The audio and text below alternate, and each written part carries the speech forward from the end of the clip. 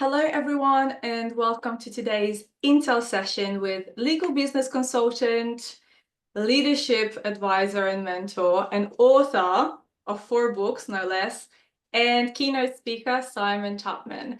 Today, I'm looking forward to my conversation with Simon, which will be focused all on leadership principles and specifically leading law firms through times of change. Before we get stuck in, a couple of housekeeping points.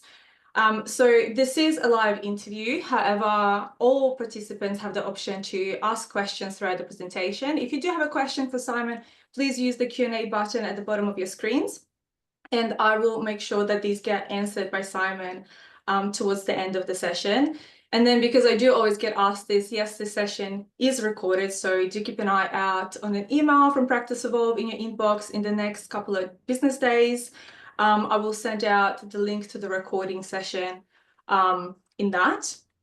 Finally, enjoy the webinar, and we are glad that you are here. To set the expectation for what to expect in this session, so the question set for the interview has focused on answering your questions that have come through the registration process, as well as digging a little bit deeper into some of the principles of leadership that Simon discusses in his latest book, The Heart of Practice. And Simon very kindly has offered to include a special giveaway, which to one lucky winner, which he will provide further detail on at the end of the Q&A. So please do stay tuned for that. And now, without further ado, Simon, welcome. How are you? I'm very well. Thank you for having me. And good afternoon, everybody.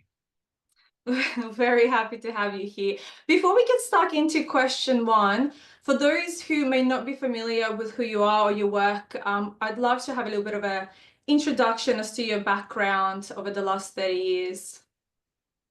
30 years, wow, and how quickly time flies. So I'd started going back beyond the 30 years. I'd started my career in the United Kingdom as a criminal defense lawyer, and I practiced in London for about 5 years. I became somewhat disillusioned with what I was doing, and I opted for a career outside of the law following postgraduate studies.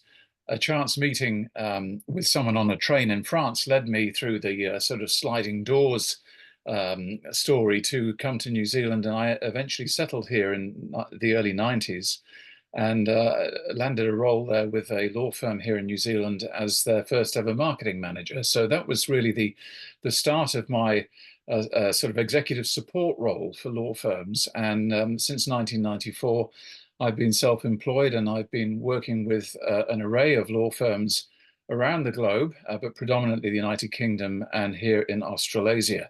And the focus of my work is effectively helping them to prosper, to grow and develop.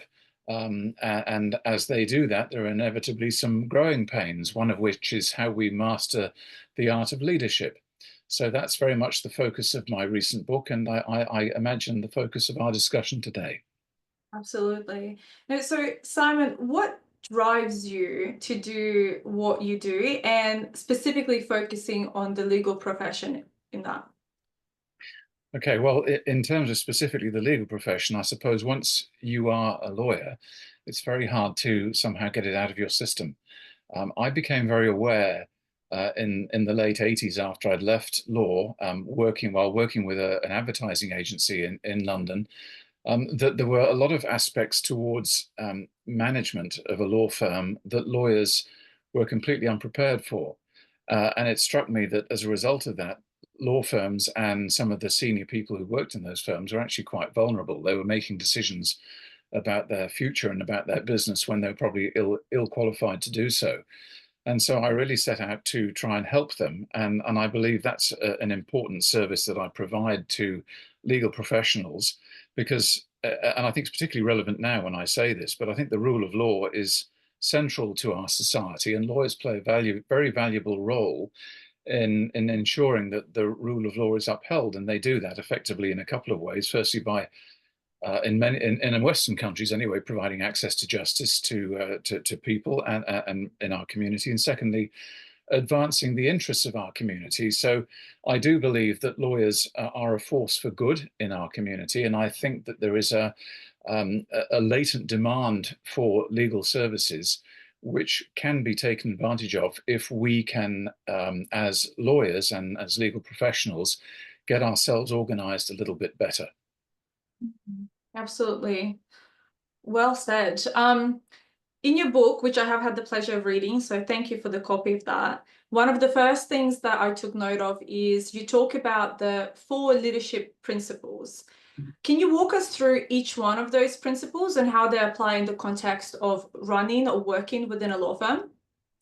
Sure. I think before I do that, Irina, I think it would be maybe helpful if I just address the issue of what is leadership, because as I was researching for my book a couple of years ago, it was interesting. I came across, I think on a Google search or something, there were around like 15,000 books out there with leadership in the title that were available. And of course, in each of those books, I'm sure there is a different definition in terms of what leadership might be. And I wanted to really try and focus in on what leadership means for legal professionals. And there are, of course, hundreds of different definitions, and there are even a few in my book. But I really focus into sort of a definition which I rather like, which is from one of the seminal books on leadership called The Leadership Challenge, which is actually on the shelf behind me in my library here. And it's by American authors Kouzes and Posner. And it focuses on 3 things. It says the most significant contribution that leaders make is not simply to today's bottom line, it's to the long-term development of people and institutions so that they can adapt, change, prosper, and grow. And the 3 things in that definition, which I really like, are the notion of contribution, the idea of focusing on the long term, and central to all of that is the idea of people. Now, you match that definition against many other definitions that I read, and I think particularly when we look at the legal profession, when I've spoken to many practitioners out there, they would regard leadership as being a somewhat nebulous topic. They would regard leadership as being positional, so it applies to someone who's in a position of authority or seniority. As a result of that, a lot of people think leadership doesn't apply to them. It only applies to them if they are senior or in a position of leadership. And in my book, I argue that that is not true. I think everyone is potentially a leader, no matter whether you're a business owner or whether you're a member of the support team.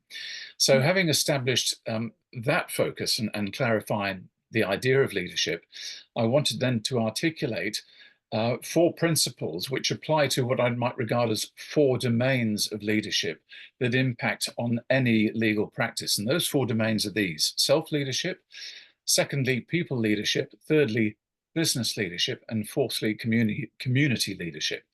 And I would argue that there's an interdependence between each of those domains. In other words, we may be good at self-leadership, but if we're not very good at leading our firm as a business, then our leadership won't be as effective.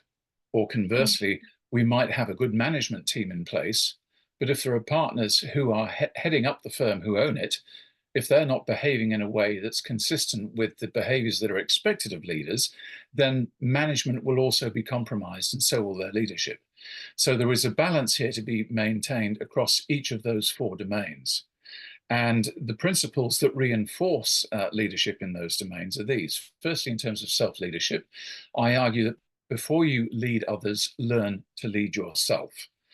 Secondly, when it comes to people leadership, treat people as you, or indeed they, would like to be treated. The third principle, as it applies to business leadership, is run your firm as a business entity.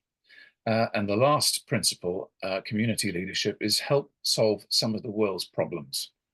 Of course, lawyers are busy solving their clients' problems, but I think law firms are a force for good in communities, and I think all businesses now realize that here we are in 2025, that there is a collective responsibility of businesses around the world to act collectively as a force for good and have impact in our communities, no matter what we may be doing. And that may be beyond the parameters of our key services or our key business.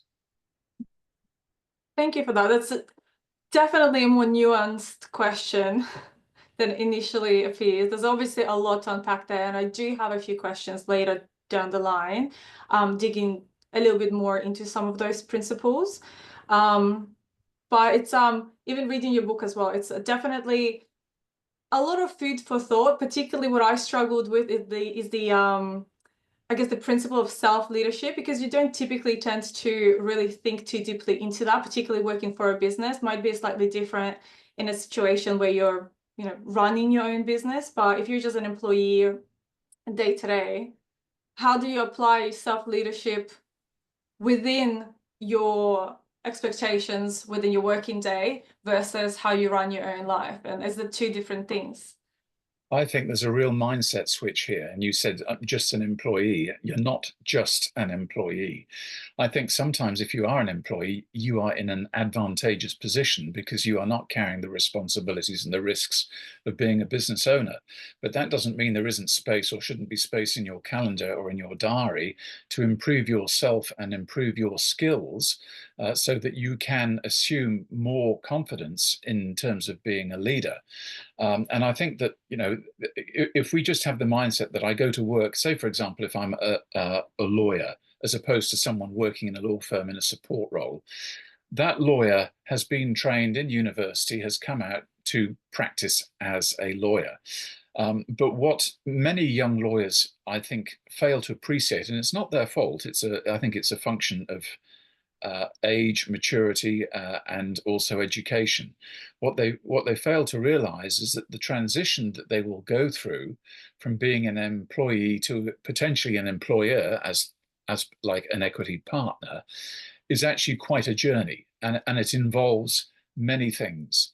And I think one of the reasons why firms struggle to make change and to make progress is because they are a classic example of the old Peter principle. That is the management theory that was developed in the 60s that said that basically people are appointed to roles that they are ill qualified to assume.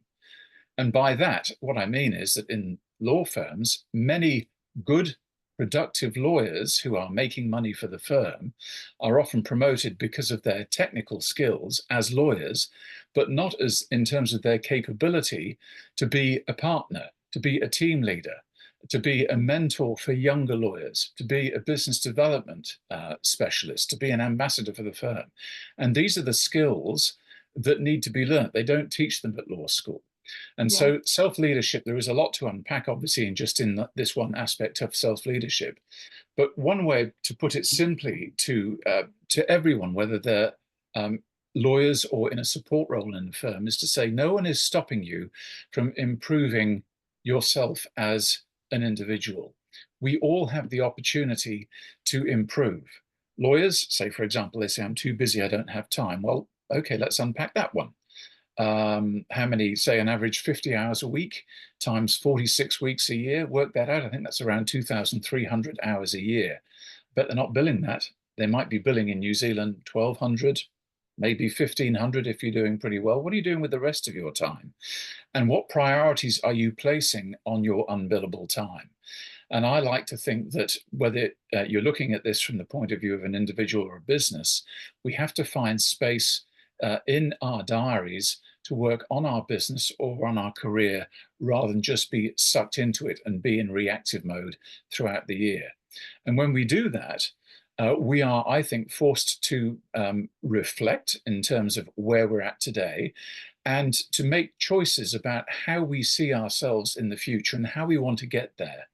And there are many choices available, both to firms and both to individuals. But as we're talking about self-leadership, let's just keep it at an individual level. Now, let me just, to give some context to this, take it back to where I was as a practicing solicitor. And I mentioned at the start of our chat this afternoon, I was a disillusioned criminal defense lawyer. I didn't know which direction to go in. I sought advice from a career counselor, so an independent sounding, which was very valuable, which provided me with options to consider, one of which was actually going to do a postgraduate degree, which is what eventually I ended up doing.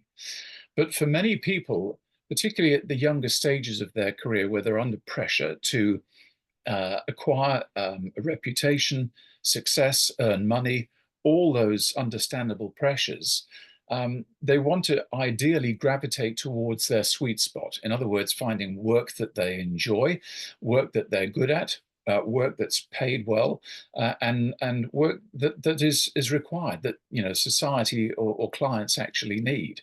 And in my case, I was lucky if I could tick in any one of those four boxes.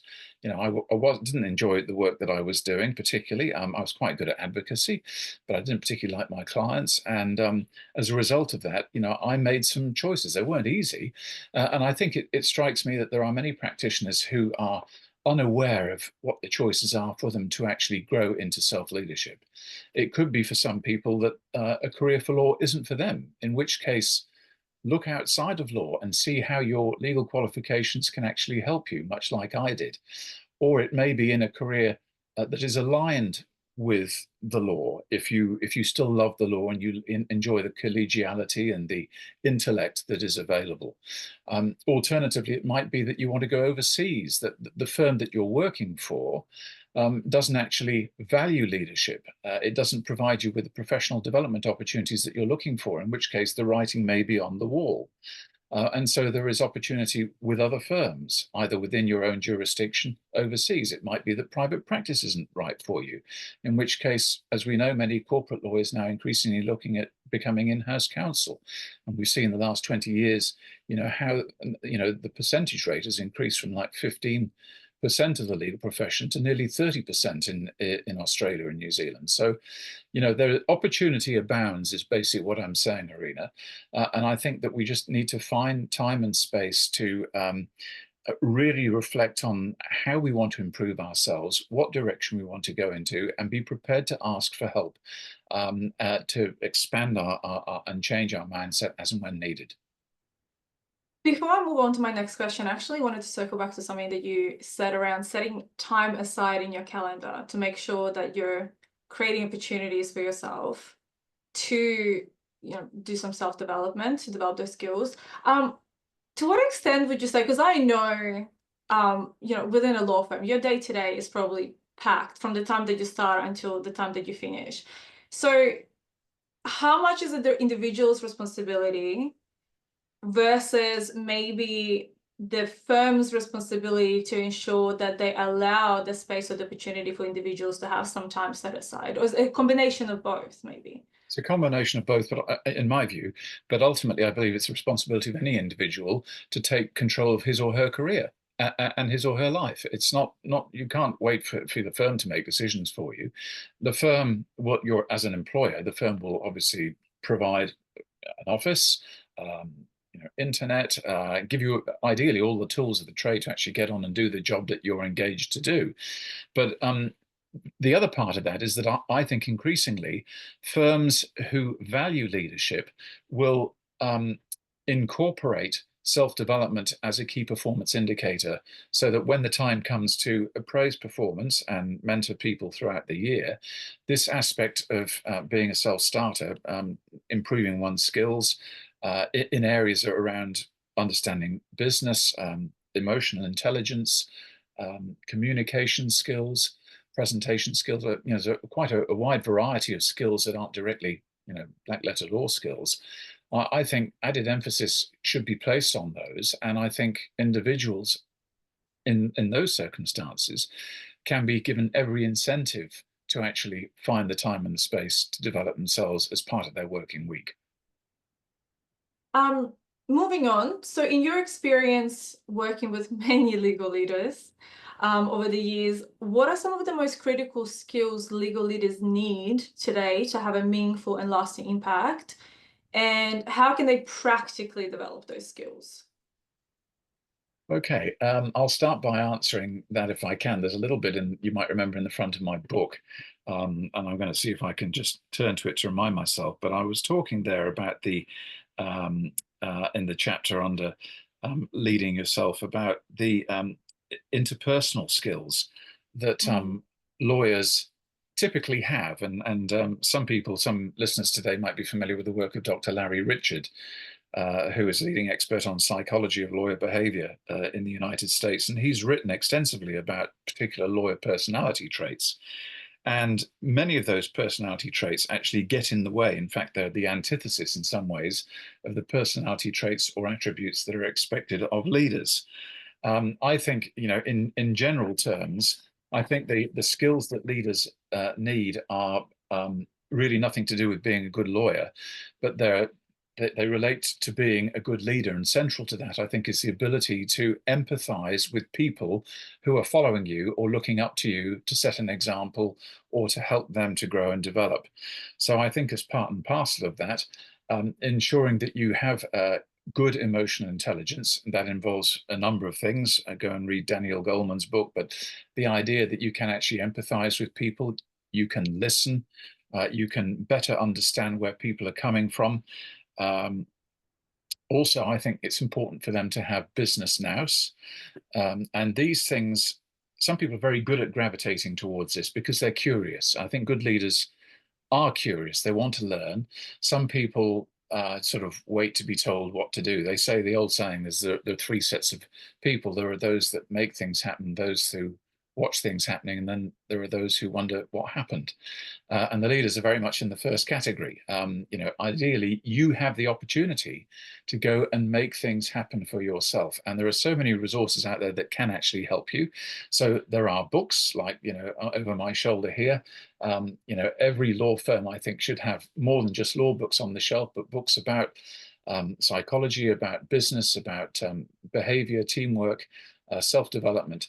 And if they're not in your office, then go to your library or build up your own library at home. The other thing I would suggest is that is useful is um, to network with other people from different industries. The risk is that if we're always socializing and hanging around conferences with other lawyers, which is still very valuable because you get to understand how other firms are doing it, or are different trends.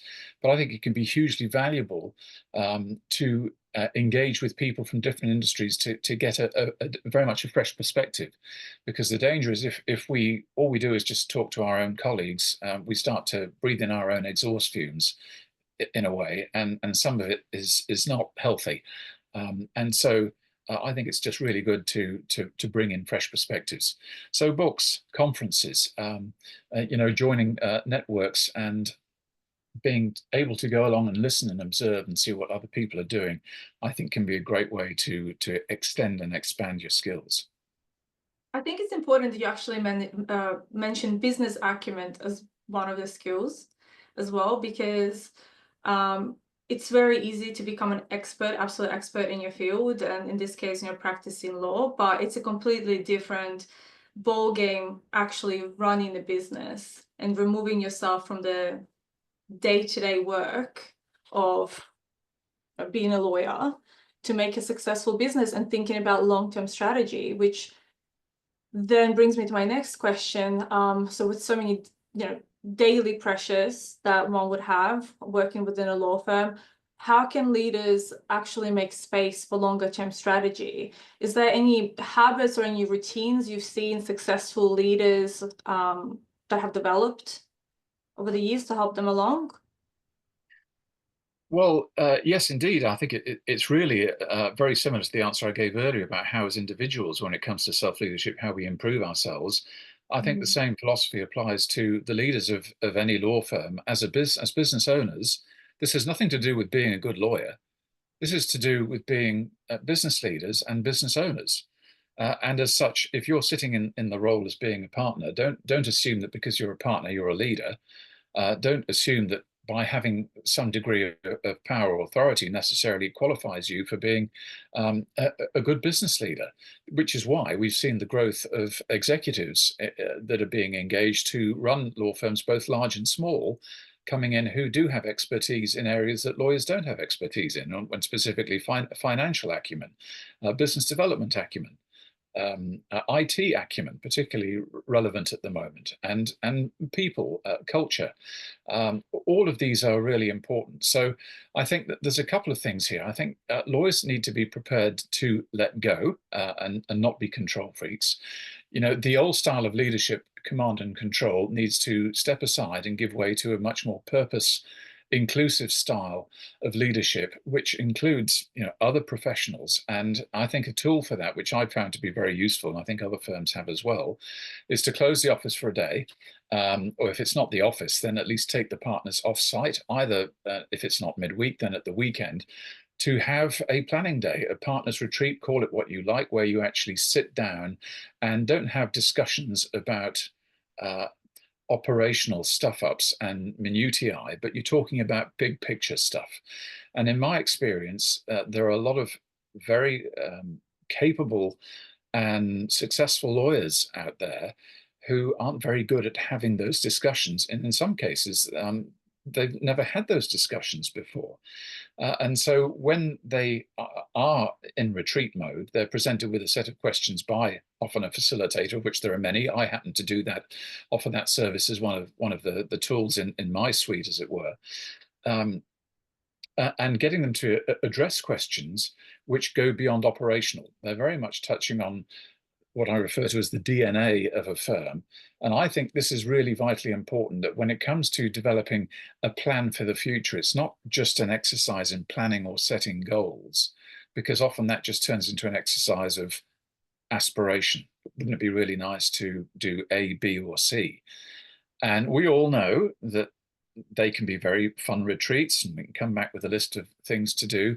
Who's going to implement them and by when? And who's going to be accountable for overseeing that? And often things fall down or disagreements occur because they go right to the very heart of the DNA. It might be disagreement over some aspects over which there needs to be agreement amongst all the partners about what the firm stands for, what they agree as being its purpose, and what they agree as being its overall direction.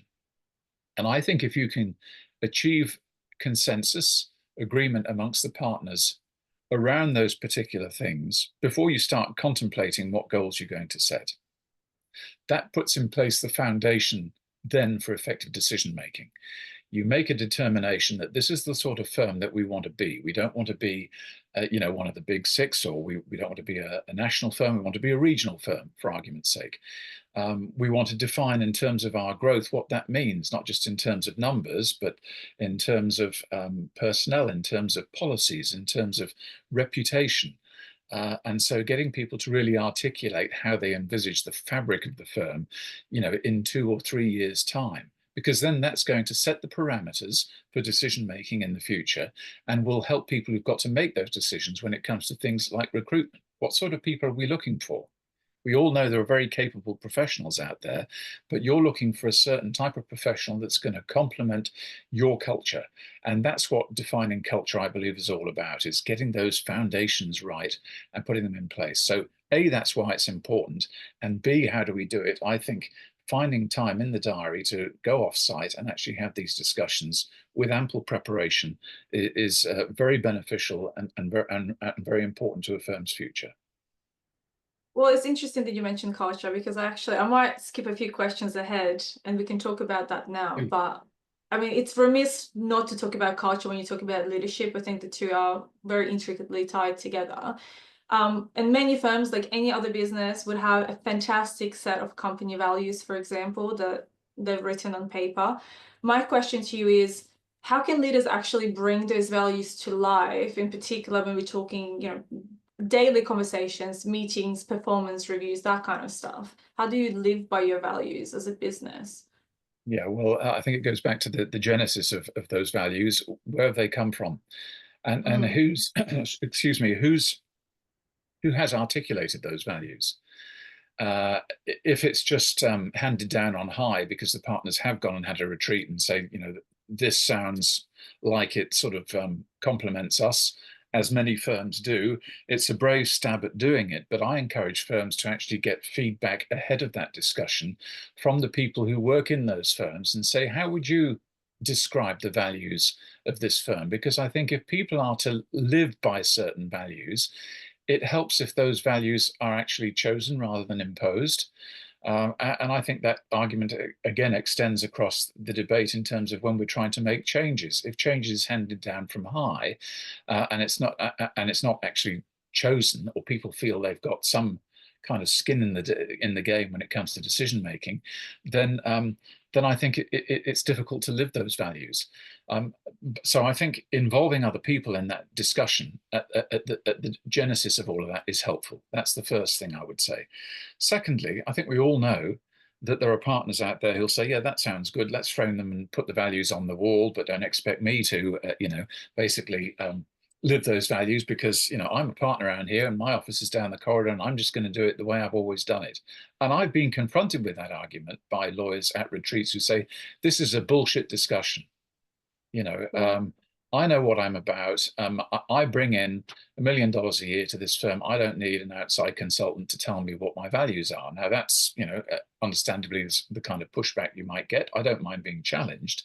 But at the end of the day, it's not about what I say, it's what example that partner might be setting. And in some firms, as we all know, there are some very heavy-hitting partners who bring in good fees, but don't necessarily set a good example.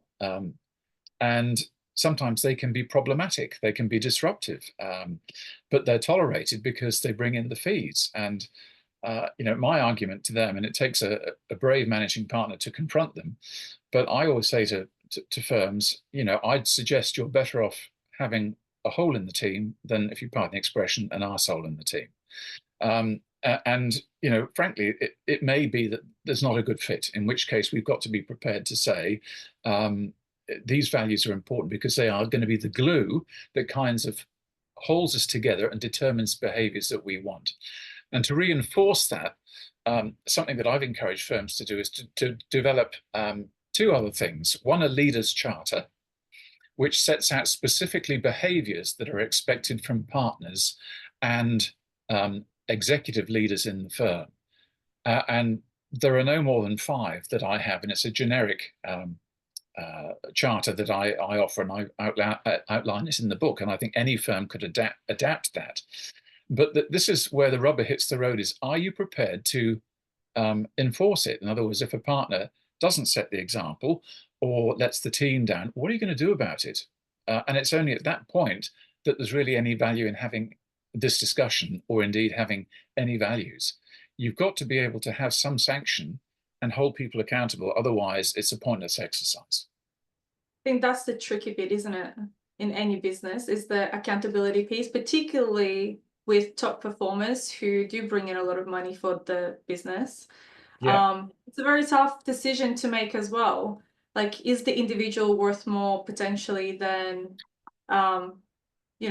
the culture or the values of the firm? Because inevitably, when you have something toxic within a team or within a workplace, that toxicity does have sometimes very intangible, but often tangible effect on other people that have to work closely with that individual, which may manifest in, a drop down in performance, inability to retain good people as well. So people tend to leave rather than have that confrontation as well. I wanted to actually ask you, going back, I'm sorry, I'm deviating from my question set here, but in your experience working with different law firms throughout the years, do you see any differences in terms of those firms that bring in, I think, outside sort of leaders that may not have had necessarily legal experience, but are great CEOs, CFOs into the business? Like, is there any impact to have those figureheads running the actual law firm versus someone that has always been within the legal space, in terms of just... Yes, and there's loads of evidence on it, and my general answer to that question is yes, it's hugely beneficial, because I don't think lawyers can manage themselves without having external expertise. The extent of the mandate is a relevant issue here, because it goes to the very heart of governance. In other words, as a law firm, whether we're large, whether we're a multinational firm, or whether we are a 3-partner firm on the South Island of New Zealand, how are we going to make decisions? And who's going to be responsible for implementing those decisions as it relates to our business? And those discussions, I think, are absolutely vital. And I've discovered in my work that firms are hugely benefited when they can actually apportion out responsibility, and in the case of lawyers, let go and give some control and authority to somebody who is in the executive suite. Now, the larger the firm, of course, there tend to be obviously greater depth in terms of operational expertise. So we might have a suite of people who have got expertise across the board, as I suggested business development, people management, IT, finance, and all the rest of it. Um, the extent to which the firm is headed by one of those people is an issue for discussion, and I think it depends again on the size of the firm. There are some firms who say we're lawyers, we want to stay good at being lawyers, so we want our CEO to basically be the front runner of the firm and run the business, and that involves obviously huge trust. And in terms of bringing in people who don't have exposure or haven't had exposure to legal services field, my understanding is that there's been a mixed bag of success in some firms. Some have obviously attempted to try and bring in fresh insights and expertise, but I think there's been a huge learning curve for people who have come from different industries straight into the legal services sector, because they've had to learn to appreciate this aspect of working alongside some intellectually very powerful people who happen to be owners of the business to whom they report, and then be in the awkward situation to actually correct them as and when may be necessary. So I Yeah. think it's really vital that if you do have someone who is driving the firm from an operational point of view, that his or her mandate is made clear. And it seems that the balance that seems to work and has worked very well for firms is the duo, or the dyad, as some people refer to it, where there is an executive or managing partner working closely with an executive, chief executive or chief operations officer. And on behalf of the partnership, the managing partner liaises very closely with the operational side of the business, without too much time invested that would impact on his or her legal practice. We do know firms, of course, where the managing partner role is full time, and some managing partners love it, but many go into that role completely unqualified for it, not knowing what they're going to get in for. Hence why, for some people, it's a bit of a poison chalice. Yeah. The reason I asked that question as well is because I had the pleasure of having a few conversations with a law firm CEO who I was surprised to learn had absolutely no previous experience of working within the legal field outside of actually just managing a law firm from the business perspective. And what I thought was really interesting is he was very innovative in terms of his approach to running the business, and his focus was very much, obviously the bottom line is important, but his focus was very much not, on the job titles of people, but making sure that as a business, as a culture, everyone was happy, regardless of whether it was a support role, a fee earner role. And he just said, and I think this conversation was off the back of returning back into the office after COVID and being fully remote. And he's like,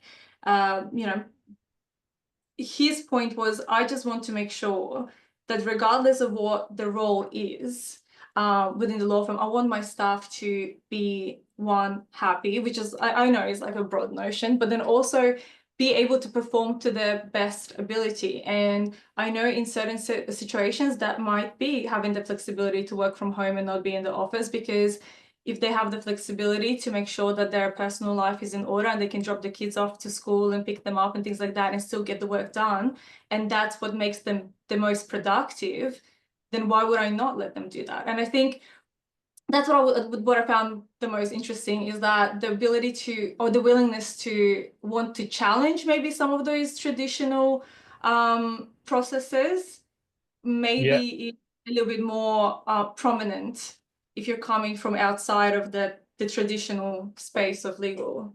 yeah. I think most people who are in that operational role will have generally have got experience in other industries before they assume a CEO role.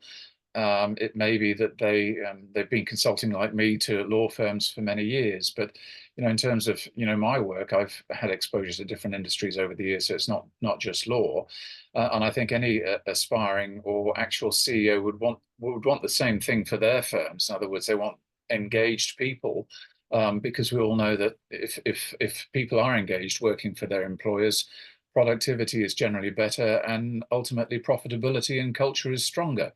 So these are all, aspirations that I think are shared right across the board. And I'd hate for any of your listeners to think that a CEO from outside the law isn't going to work. I'm not certainly not suggesting that, but I think that if partners are appointing someone into that role, both parties need to be very clear about what they're bringing to the table, and there needs to be, I think, a high level of trust and understanding before someone jumps into that role.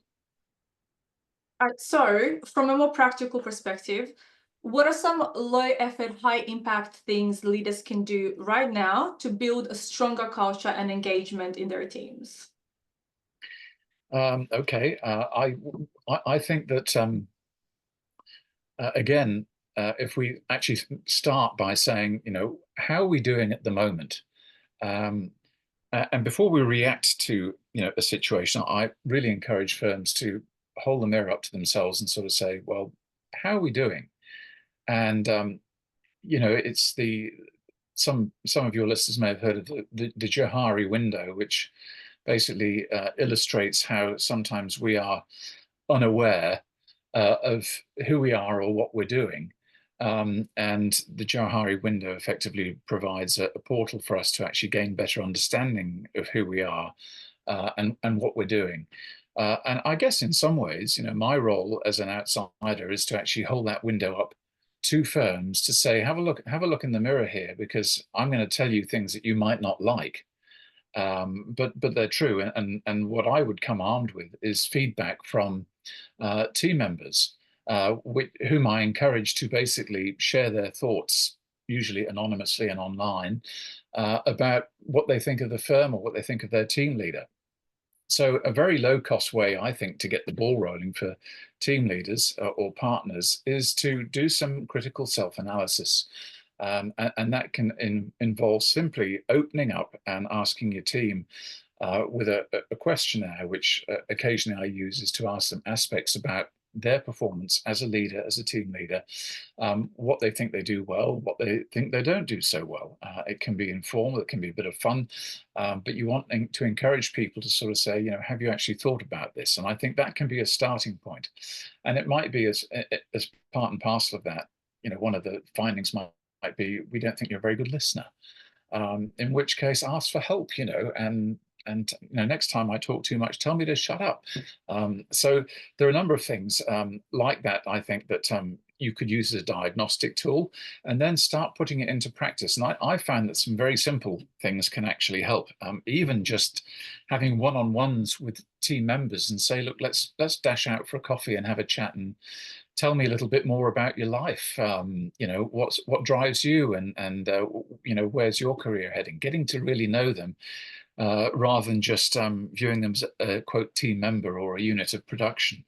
I think it can help morale if you do things such as introduce more meaningful key performance measures into your firm that aren't just focused around myopic hours billed, but giving people in the team responsibility, if you like, for their own performance, and letting them almost write their own key performance measures. What's important to you, and this doesn't have to be a formal process, it could be an informal one.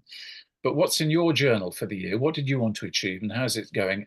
And how can I help you actually bring some of those things about?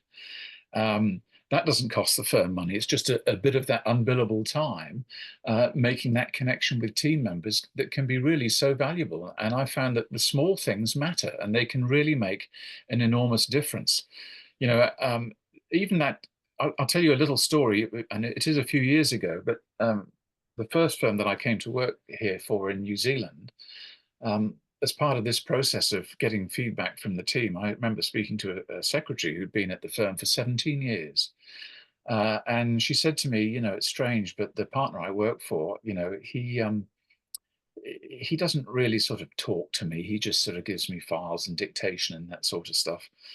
So anyway, I reported this back in my report anonymously, and this particular partner must have picked up who it was. And about a week later, she walked into my office. She said, "What on earth did you say to that partner, my boss?" And I said, "Why?" She said, "Well, he got in the lift with me this morning, this Monday morning, and he said good morning to me and addressed me by my first name. And he said, 'How was your weekend?' He said, 'It's the first time in 17 years working at this firm he's ever asked me that question.'" I mean, it's not rocket science. It's a simple thing that can actually help people make them feel more important. So I think that human connection is really important, and I think that's the one thing I would encourage team leaders to do is to take your team leader hat off, formally anyway, and informally just really try and connect more with your people. Well, it's that skill of emotional intelligence that you mentioned before, and then also an element of self-awareness to being able to maybe take some criticism um, away and think about it and actually be willing to implement that, which can be tough because, not everyone reacts well to criticism, regardless of whether it's constructive or not. But I think it's very powerful. And you may have, in a roundabout way, actually answered one of our attendee questions as well, which was focused around, what are some of the best ways that leaders can help their teams improve productivity. And I think this particular audience member was talking about also, managing their time better or sticking to meta budgets without creating like pressure or burnout. So I think there's elements of an answer already that you've given, but is there anything that you would like to add to that? Well, I just think when we talk about productivity, be careful what we mean by that, because we all know historically that productivity is often just a measure of have you met your budget, and it's often financial, and no one gets motivated by the figures. At least not in my experience. I think people tend to get motivated when they understand the bigger picture. And I think it's helpful to increase productivity if team members and employees are given more information about how the firm is actually performing, some financial data information about historically how it's gone on. It doesn't mean the partners have to say this is the profit that we took home at the end of the year. But as a team member, I think you should be entitled to know what the overall financial contribution is to the firm, and expanding that discussion again, looking at issues around how are we productive in terms of increasing practice growth? How effective are we at, say, for example, at collecting fees? I've found that there's a great ignorance in law firms amongst both lawyers and support staff when it comes to money. No education at all around that. Hey, the only money that matters is cash in the bank. It's not sending invoices out or bills. And yet all employees expect to get paid on Friday, don't they? So does the firm. And I think, therefore, some level of understanding would be helpful if that was imparted to team members, and some economic literacy, so that they are far more sensitive to the importance of addressing not just housekeeping issues, but keeping up the emphasis on being productive in a number of different areas, not just in terms of writing bills. So I hope that sort of answers the question in a slightly fuller way. Yes, it does, absolutely. I just finished that off by saying it sounds like a combination of making sure that your people know what they're working towards and how they are contributing to that end goal, combined with also, making your people feel like you have a vested interest in who they are as a person, not just what they can do for you. Because obviously everyone comes to work to do what they do. That it helps if they love doing what they do and they're, respect and aspire to follow the leaders that they work Yes, with. indeed. But at the end of the day, it is also just a job unless you have a vested interest in the company. So everyone's got a personal life, and it's helpful, if you feel like the people you work with care about that. Absolutely. There's one other thing I'd like to add, if I can, too, and it relates in a way to your question a few minutes ago about some low effort, high impact activities. Our reason for going to work every day in a law firm is to serve. It's to help clients, and we haven't talked about clients in this discussion, and I don't go into it in detail in my book. And I suspect if there's a shortcoming in my book, it's the fact that I don't talk about maybe a fifth dimension. That's leading clients, and the role of lawyers in terms of being influential in terms of their clients' decisions about how to conduct their business or their lives. And I've always found that providing not just information in terms of the firm's finances, how it operates, and giving that to the team members, but having real data or feedback from clients and sharing that amongst the team is really, really valuable, and can actually act as a catalyst for much needed change in many firms. It's all very well, excuse me, an outsider like me coming in saying it would be an idea if you did these 5 things to increase your business. And people will nod and say, that sounds like a good idea, but I don't get quite the time to do it. But when some of those ideas come from the mouth of a client, I can tell you people sit up and take notice. And so, one low cost idea might again be for team leaders is to say, and there's a number of ways you can skin this cat, but by getting some kind of input from clients, it may be inviting a client in a month to do a reverse seminar and say, tell us about your business, some of the challenges that you have and what you expect from us. It doesn't cost the firm anything other than a few sandwiches. It's making the client feel important, but it's sensitizing your team members as to what our purpose is. We're not just here to, be in the office for, 50 hours a week or whatever, 40 hours a week or whatever it might be. But at the end of the day, the buck stops with in terms of the work that we're doing for our clients, and their perceptions matter. And if we're talking about creating change in our firms, then I think, the impetus for change has to come from clients in terms of what they want, in terms of the experience, the service, the outcome, the pricing, those matters, because they're all up for discussion in firms. And I don't think we can find the answers by just talking amongst ourselves. Absolutely. Simon, I'm conscious of time, which has flown by. What I might do, I have a few questions still left of my own. Anyone that wants to leave a question for Simon, please use the Q&A button now to do so. I might get you to just explain the giveaway offer to those attending today. And as you do that, I'm just going to put up an option on screen for people to take advantage of that. Yeah, well, if you're interested, I am obviously in New Zealand. There may be 1 or 2 people on this call in New Zealand, but I think the majority of people on this discussion are over in Australia. So if I can't call in for coffee at the moment, I'm due to be in Australia, hopefully in August. And it's great to be able to do this face to face. But if that's not possible, then I'm very happy to offer an hour of my time for free to a firm if they think that what I've talked about today is beginning to touch on some issues, and you can see the potential for leadership in your firm, then I'm very happy to chew the fat on a no obligation basis.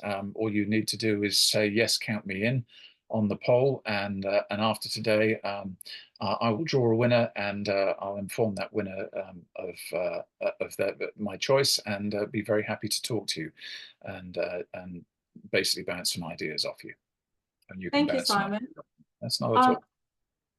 For those who, I can see there's actually quite a few people that are taking you up on that offer. So good luck to everyone that's entering in. What I will say as well is, if you are on this call and you may not think that maybe you're the right person to make that decision, I will be sending out a email in the next couple of days with the on-demand recording, but I'll also include a reference to the offer and an option to take that up in that email as well. So that will be an option for you. So maybe just a couple more minutes before I end the poll. As I do that, let's move on to the next question, Simon. I would like to talk to you a little bit about change management and the role that leadership plays in that. What advice do you have for leading change, regardless of what the scope of the project is, be it tech, restructuring, establishing different processes? How can you lead change without losing the team engagement or creating resistance, or even any advice for overcoming the initial resistance that? Okay, I'll start by answering that by saying, firstly, perhaps go and look at Sean Jardine's chat with you, which was, I think, fairly recently, because he's obviously very much a change expert. And I certainly value his insights in terms of all of that, particularly having been a managing partner of a very successful UK firm.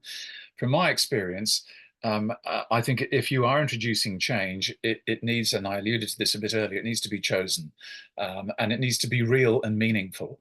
And so if we're trying to introduce some kind of change, whether it's ideas around IT or policies or governance, there needs to be agreement that this is going to be beneficial to the firm. And if there are reservations, I think it's important that we understand what those reservations are. And in my experience, quite often those reservations are deeply behavioral or deeply personal, often driven by fear, insecurity. If we bring about this change, what does it mean for me? If we introduce AI, is my job going to be redundant? And some of these concerns might be illogical or they might be disproportional. But I think it's important for anyone who's leading a change project to be able to understand where the hurdles might lie, and to get as much consensus on board for implementing that change as possible for it to succeed. And I think in terms of um, uh, it being chosen rather than being forced or telling people you're going to change and you're going to do something differently, because that can get people's hackles up. A technique that I've shared it in the book, and I'll share it with you briefly now with some of the listeners here today, particularly when I'm having a retreat, is to get people to think about the issue a bit like, and I expand the example a bit like a law firm. Think of your law firm like a building that needs renovating. And it's been around for many years, and it's had some tenants in that perhaps might need to be moved on, who knows? But at the end of the day, this building does need to be refurbished every now and then. It might need a paint job, it might need a new kitchen, a new bathroom, whatever it might be. Now, you think about that from your law firm's point of view, and it's an opportunity for you to determine what you want to stop doing, what you want to chuck out, what you want to keep, what you want to add, and what you want to improve. Just four simple things. And I found that when I asked the questions of people, what should we chuck out, what should we add, what should we improve, and what should we keep, that leads them to express their views and gives you immediately an agenda for change. And I think that can be very powerful. Thank you. No, that does make a lot of sense. And yes, as you mentioned, Sean's session was very much focused on a more practical step-by-step approach. What are some of the different stages of implementing and managing a change project? So I do highly recommend going back to have a look at that if you are going to be undergoing any significant change projects. Gosh, okay, I'm not too sure what to focus on next. I still have so many questions for you.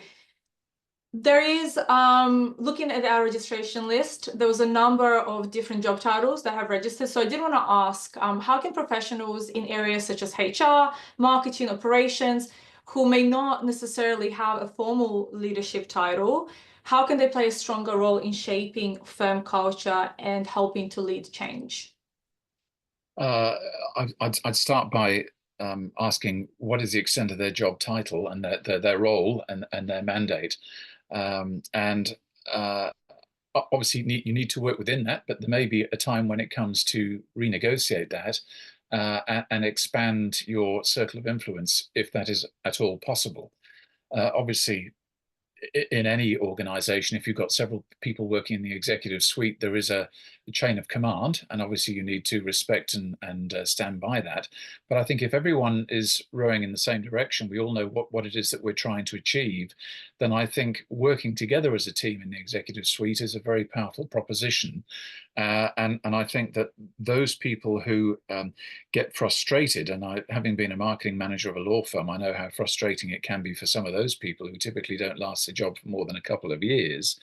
I think that happens because there is often a lack of understanding or lack of mandate given by the partners or the employers as to the full role that person has to play in that firm. And that's why I think if we accredit more importance to leadership in our firms than we have done in the past, and we encourage it amongst all our people, not just lawyers, but our support professionals, then the opportunities to lead will come much more naturally, I think, for those people, rather than them having to bang their heads against doors and be rejected and then become frustrated and secretly start looking for a job somewhere else. I would be remiss, Simon, not to ask a question around recruitment, or more specifically, maybe retention, seeing as it is often a challenge within a law firm.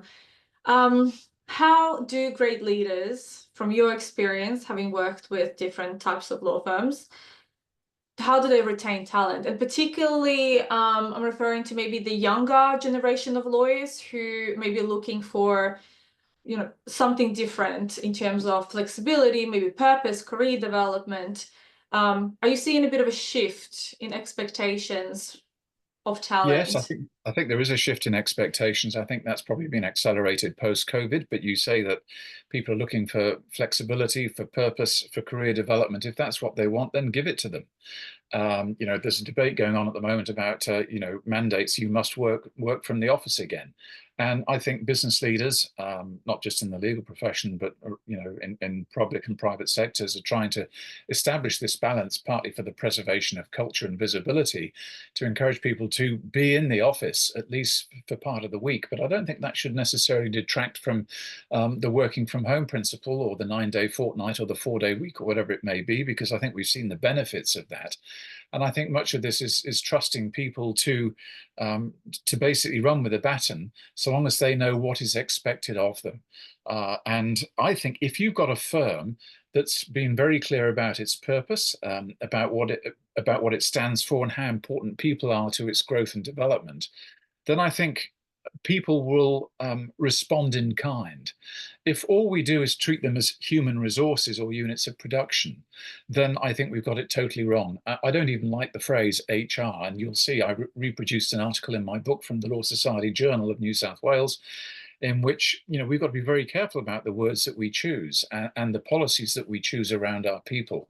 So I would say that engaging younger people, no matter how maddening they might be, a new generation is coming through. I think giving them an understanding of the transition that they're about to go through, particularly if they're lawyers, uh, from just being a lawyer to a leader, understanding that as you get older, it's not just about acquisition, but it's about contribution. And that the older that we become, the more we want to give back. And I think the younger we can do that, I think the quicker those younger people's careers are going to advance. Thank you, Simon. I see we have reached that hour, but we still have quite a few people on this session. I have a couple more questions. So for anyone that does want to stay on, please do, but I hope you don't mind, Simon. Not at all, no. Go ahead. Okay. Um, Actually referencing your book again, the second part of your book is composed entirely of different interviews that you have done with Yes. various Gotham leaders who are doing things differently. I wanted to ask you, how did you select those leaders, first of all, and what stood out to you in their leadership styles? Okay, thank you for the question. Firstly, why I selected them, because the book Mhm. is part theory and part practice. I haven't walked in the shoes as a managing partner or as a partner of a law firm. In fact, I was challenged on that at a conference a couple of years ago. Someone said, "Oh, well, you're at this conference to speak on leadership. What organizations have you led?"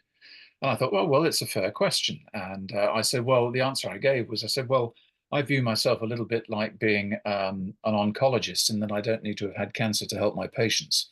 And so, I bring in perspectives and insights and ideas which I've learned from other firms, and that in itself presents value. And I challenge the status quo as an independent person. I don't have an axe to grind. But in terms of case studies of people who are actually walking in the shoes of leaders, I wanted to select 10 people who, for the purposes of the book, could add foliage to the branches, if you like, which appear in the first part of the book, and their stories appear in the second half of the book. And the people I selected were from the United Kingdom, from Canada, Australia, and New Zealand. And they were a mix of lawyers and also executive leaders as well. So there are some CEOs, practice managers in there, as well as managing partners. I chose them because I think what they all shared for good was the desire to be a force for good in their firms and beyond.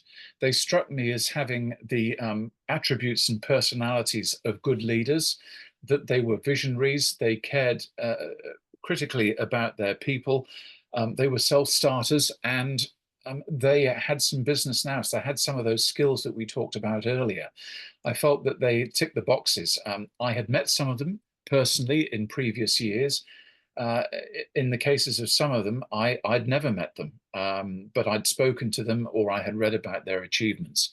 And so I contacted them. And I think that the narratives that they've shared in the second half of the book, I found really sort of inspiring to write about it. And it's sort of reassuring, I have to say, as an author, to know that what I was writing about wasn't complete bullshit, as it were, but that there were people out there who could actually corroborate some of the points that I wanted to make. So that's how those interviews came about. Oh, fantastic. I did enjoy those actually. I might be tapping you on the shoulder for a couple of introductions. I think they'd be a valuable potential guests for Intel as well. One final question, unless anyone else has any questions for Simon before we wrap up, but I wanted to ask you and finish on this. What's one mindset shift and one habit that you would recommend to legal professionals who want to step into leadership roles in the future? So one habit and one mindset shift. Mm-hmm. I think it's a stop and a start answer. So firstly, address the things that aren't serving you well and stop them. And take the time out to, to really reflect on, am I making the best use of this time? What are the things that are holding me back or dragging me down or not fulfilling me? And I think that's the first part in terms of personal change, is to stop doing things that are preventing you from stepping up to leadership. And I think that that is a habit, because I think it's easy for lawyers to fall into bad habits. So stop the bad habits. In terms of a mindset shift, I would take the chain off your brain, as it were, and open yourself up to possibilities. And the way I would simply do that is to, for example, read as much as you can. I think books are a great way to stimulate the brain and say this is possible. There are countless books I have on my shelf here, some of which I recommend, which I think are great for really stimulating the mind and saying it doesn't have to be the way I thought it was going to be for me the rest of my career. There's infinite possibilities that are out there, and I think it takes self-confidence to be able to grasp those opportunities. And sometimes it can be scary. You find yourself doing stuff you've never done before. Speaking at conferences, I think, for me, it was a great way to get known. Some people are terrified of speaking in public, but, it's a great way to certainly to raise your profile, as indeed is writing a book. Otherwise, I probably wouldn't be talking to you today. So, in terms of mindset shift, I'd say basically stop thinking just like a lawyer, but start thinking like a leader. And when you do that, you'll start to embrace new habits that will serve you well and enable you to raise your profile and eventually build your practice. Simon, thank you so much for your time today. I have to say, I really enjoyed our chat. We probably could use up another hour if We we had the could, time. we could. But I do appreciate your time. Thank you for your insights. Please, to everyone who's registered and attended this session, keep an eye out for an email with the recording of this session, as well as the reiteration of Simon's generous offer. And we'll see you next time. Simon, Well, and thank if I can, Irina, I'll just add that because many of the listeners are in Australia, I hope to be coming over there in August. And if they'd like to hear more than an hour's worth, check me out on LinkedIn or just say hello on LinkedIn, because I've got postings about the workshops that I'll be presenting in Australia in August. So look out for me on LinkedIn. Well, if you're in Sydney, I'd love to grab a coffee with you also. Cool. I look forward to it. We'll see you in a few weeks' time, I hope. Thank Anyway, you, thanks Simon. for everyone for tuning in today, and thank you for having me. Until next time. Thank you. Bye-bye.